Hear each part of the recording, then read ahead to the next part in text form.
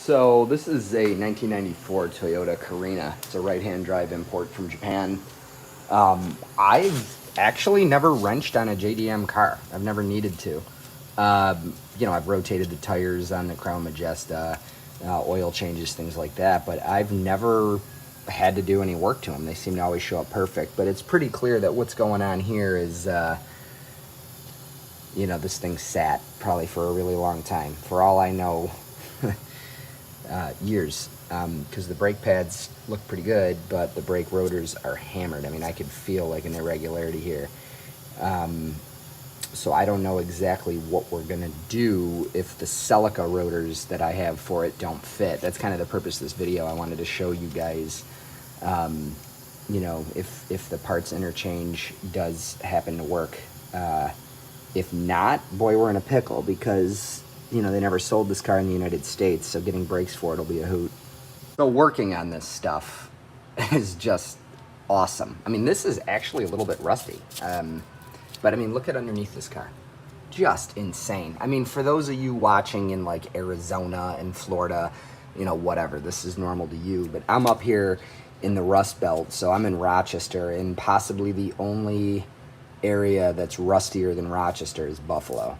I've seen 18 inches of snow fall here in a day, and within 20 minutes of it stopping, the road was clear all the way through the shoulders. They use so much salt, I can't believe we have like life in ponds anymore.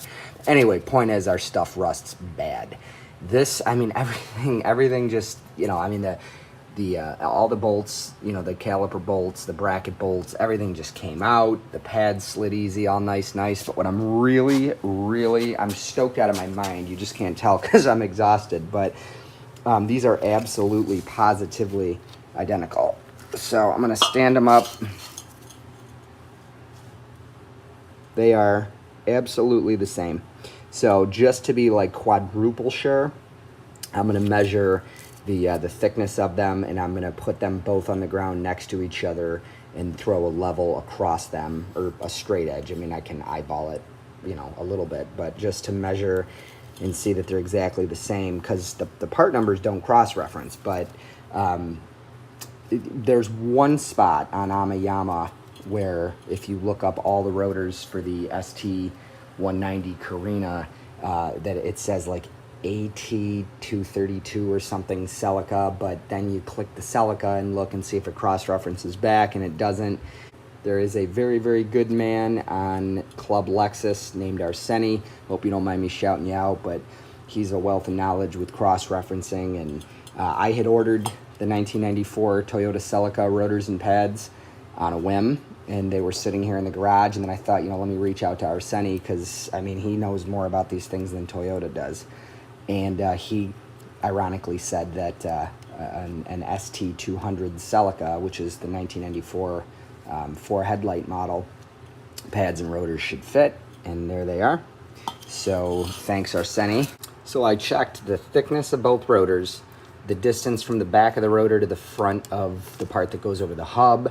I measured this, the diameter of the inner part of the rotor, and this hole, and they are all identical. And then the pads, absolutely stoked. They are the same. Kind of tough to see in my hand, but they are definitely the same. So whoever ends up with this little bundle of joy here is going to have an easy time keeping it on the road. So anyways, this is Drew with Pellet Cars doing a brake job on a JDM Toyota Carina st190, and Celica brakes fit. Thank you.